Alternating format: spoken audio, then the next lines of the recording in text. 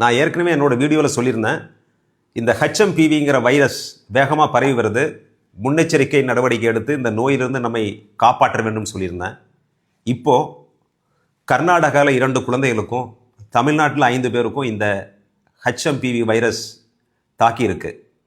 இதனுடைய அறிகுறி என்னென்னா, இருமல், சளி, மூக்கடைப்பு, காய்ச்சல், உடம்பு வலி. இந்த கோவிட்-19 மாதிரியெல்லாம் தீவிரத்தன்மை இருக்காது, அதனால் பயப்பட வேண்டாம். இதற்கு முன்னெச்சரிக்கை நடவடிக்கை எடுக்கணும்னு சொன்னால் கைகளை சுத்தமாக வைத்திருக்கணும். வெளியே போயிட்டு வந்தால் 20 செகண்ட்ஸ் தண்ணியில் கையை கழுவணும், சோப்பு போட்டு கழுவணும். போகிறப்ப இந்த மாதிரி இடுக்குகள், நகங்களுடைய அந்த பகுதிகள் இது எல்லாத்தையுமே சுத்தமாக வைத்திருக்க வேண்டும். இதை தடுக்கிறதுக்கு ஒரே ஒரு வழி இருக்குது. அது என்னென்னா, அந்த மாஸ்க் போடணும். அடுத்து நிலவேம்பு கஷாயம் இருக்கு இல்லையா, அதை குடிக்கணும். அது ஆன்டி வைரல். ஏற்கனவே கோவிட்-19க்கே நம்ம குடித்தோம்.